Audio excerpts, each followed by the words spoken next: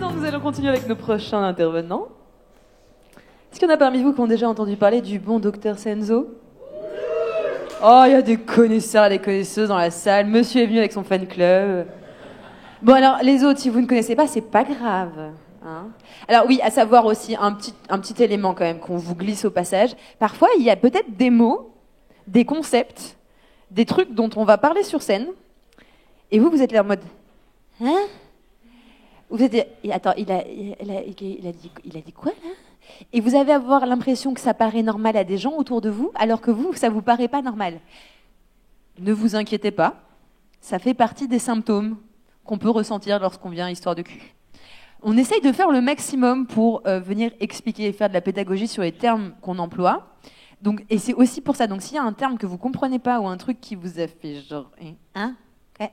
Attends, quand tu as dit polyamoureuse, si je me rappelle de mes cours de latin, ça veut dire qu'elle est amoureuse de plusieurs personnes? Et que ça vous paraît bizarre, surtout n'hésitez pas à venir nous voir, on est là, on vous explique, on discute. Ok? Donc pas de panique, je bichonne mes néophytes. Ça va bien se passer. Donc le bon docteur Senzo, si vous ne le connaissez pas encore, c'est pas grave, vous allez pouvoir faire sa connaissance grâce à nous. Il vient vous faire une petite sortie sur le désir et l'art et la manière qui se brodent autour, avec, pendant, après, avant le désir, avec quelques petits tips qui sait, peut-être pourraient changer la nature de vos interactions intimes à venir. On ne sait pas, peut-être. Vous avez le droit de sortir vos calepins et de prendre des notes et d'accueillir très chaleureusement le bon docteur Senzo, s'il vous plaît.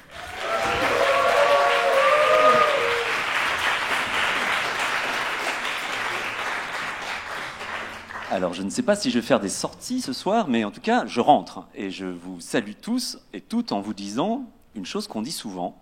Quand on démarre un peu ces aventures d'exploration dans les milieux érotiques, c'est « Oh, comme vous êtes brave, comme vous êtes courageuse et courageux d'être là ou ailleurs dans vos têtes. » Et grâce à cette envie que je ressens, je vais effectivement faire en sorte de vous parler désir, envie, étreinte, acte. Et bien sûr, bien-être, accord, volonté partagée, mutuelle. Or, dans ce domaine, je pense qu'on a tous fait un certain nombre de gestes, comme par exemple celui-ci. On peut imaginer des rames, ou quand on avait trouvé un courant porteur, parfois on nageait plus ou moins bien, et des fois on coulait, et d'autres fois c'était super cool. Donc pour nous aider, pendant longtemps j'ai cherché des repères, afin de sortir d'une dimension que nous partageons tous, qui est la dimension basique de l'accord implicite, que les romances, les feuilletons, les fictions nous ont seriné depuis tout petit. Hein, vous savez, quand je te fuis, tu me suis, quand tu me suis, je te fuis, on a rendez-vous au restaurant, est-ce que ça veut dire quelque chose? Le cinéma, et puis le dernier vers, ce soir, qui tourne si bien peut-être ou mal. Donc cet accord implicite typique des relations conventionnelles, pour ma part, peut-être être aussi votre cas, c'est le point de départ, et souvent, c'est un peu difficile, en effet. Parce que le contexte fait finalement office de consentement, de désir. Hein. Si on est à côté du cinéma, je te touche, ah non, sous la table et tout. On connaît l'histoire. Et bref, ça nous donne des références et des comportements qui nous amènent à nous rapprocher très doucement dans l'ambiguïté, le suspense. C'est pour ça qu'ils avaient besoin de suspense, les gens qui écrivent des fictions. Hein. C'est juste pour ça que ça prend du temps et que c'est complexe. Et à la fin, on a éventuellement l'étreinte désirée, qui peut se transformer en plan cul, en couple ou en poly-relation, comme vous imaginez. Mais c'est quand même beaucoup de risques, parce qu'on ne parle pas trop de sexualité dans tout ça. Hein. Et si on en parle, on est catalogué un peu trop amoureux de son sexe. Alors, comme on part de ça, moi j'ai eu la chance, comme d'autres, d'arriver dans un autre monde. Et dans cet autre monde, s'il te plaît, eh bien, par exemple, c'était l'univers de l'accord négocié. Je vais dans des soirées, les gens se fouettent, font des trucs à quatre pattes, se tiennent par des colliers extraordinaires. Je me dis, mais comment font-ils?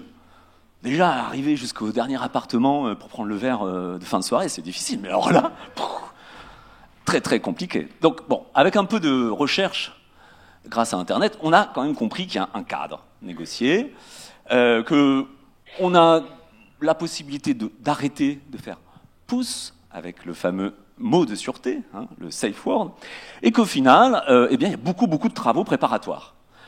Voilà la checklist, 18 pages. Tu me la rends demain ? Oui, attends, là c'est un peu long, là, la nuit, je vais me caresser toute la nuit, non. J'adore ça, mais pas dans telles conditions et sous cet éclairage un peu rouge, non. Donc, vous voyez des choses très complexes, mais qui finalement aident énormément à se lâcher. Comme je dis souvent, le BDSM, c'est un truc de timide. Hein, oui, maîtresse, à quatre pattes, oui, d'accord, oui, tout de suite. Voilà. On est timide, on reçoit des ordres, ça libère beaucoup de choses dans notre tête. Plus besoin de se compliquer, tu me fuis, tu me suis, hein, tout ça. Donc, discussion en amont, expression des envies, et puis quand le refus arrive, on est là, oh merci de me donner ton safe word, cela prouve que tu as confiance en moi, je peux l'accepter, et tout de suite passer à un petit aftercare, un petit soin tout doux, c'est génial. Donc, très positif.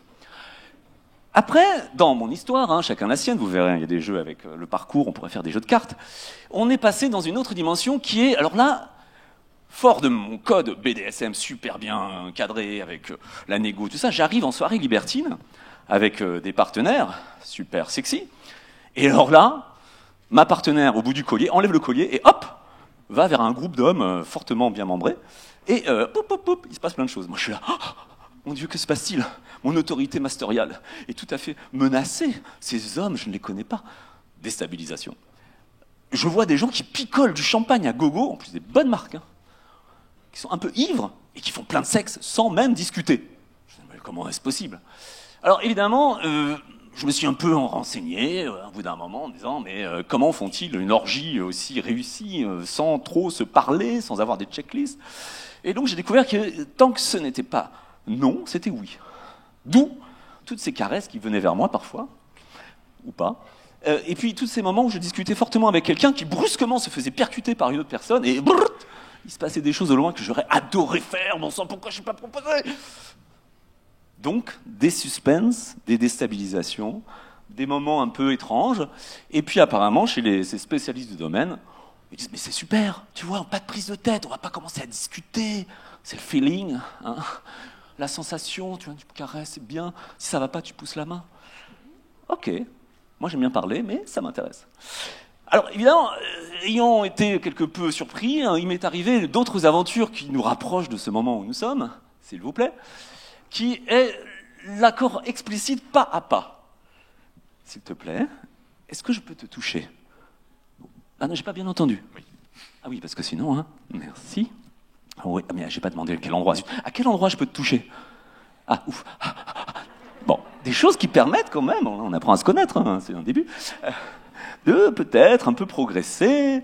Et puis si je te dis ça, qu'est-ce que t'en penses ? Et donc, ce pas à pas qui est propre à plein de milieux, hein, qui permettent de développer ces situations favorables à l'expression de ses envies, au fait d'apprendre à dire non, parce qu'on est quand même tous syndrome of good boy and good girl, hein, peut-être, je sais pas tout de suite, un peu plus tard, bon bref.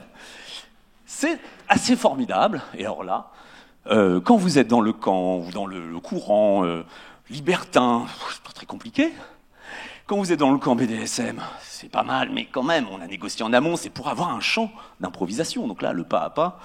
Et puis, une fois qu'on a quand même appris, eh bien, c'est facile de refuser, c'est facile d'expérimenter. Il y a plein d'avantages que je vous laisserai découvrir si vous naviguez dans ces milieux-là. Donc cet ensemble, changement de vision d'ensemble, voilà. Quelle manière de faire pour quels accords ? Figurez-vous que ce document, de source volontairement anonyme, en tant que Champollion de l'érotisme, le jour où j'ai trouvé cette pierre de Rosette, sur Internet, je me suis dit, oh, enfin, je peux me raccrocher à ce document comme Moïse aux tables de la loi. Alors attends, tu veux m'emmener chez toi ? Alors oui, mais t'es un peu sexpo quand même. Alors on va demander... Bon, vous voyez un peu le genre de... Hein ? Ça commence. Et puis, effectivement, avec aussi la compréhension qu'il y a des tribus, des cultures, des quiproquos qui peuvent en être. Exemple. Quelqu'un, on se plaît, on commence à se parler, et puis je dis à la personne des choses qui m'intéresseraient de vivre avec. Réponse : ah non, mais t'es trop explicite, hein. Moi, dès qu'on m'explique les choses, ça m'intéresse plus du tout. Oh, mon Dieu, elle était en accord implicite. Ou alors, ah c'est super, j'aimerais... alors on discute de ce que je fais et tout, hein. Et puis, telle activité, la personne me dit, pourquoi pas ? Ah, j'ai dit, ah, non, il faudra que tu trouves pourquoi, parce que moi, là, pourquoi pas, c'est pas assez fort. Hyper vexée, elle était prête à essayer. Zut, je voulais un yes fuck franc et décidé. Donc, on se rend compte que sous un certain regard, il peut y avoir des jugements, des intolérances. Exemple, mais que font tous ces gens qui sont alcoolisés et ne demandent pas le consentement? Viol collectif, horreur, malheur, angoisse, fantasme. Non, pas ça. Ou inversement, qu'est-ce que c'est que ces dynamiques qui sont extrêmement structurées? On a l'impression d'avoir un jeu vidéo avec des points à gagner à chaque accord. Oui, je veux jouer.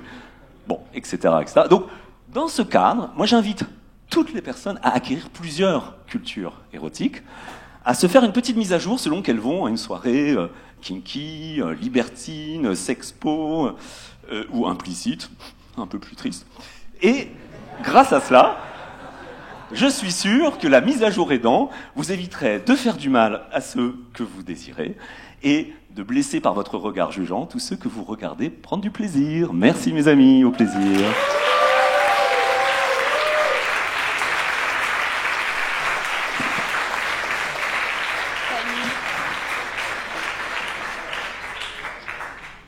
On peut réapplaudir très fort Monsieur Senzo, quand même. Il est là.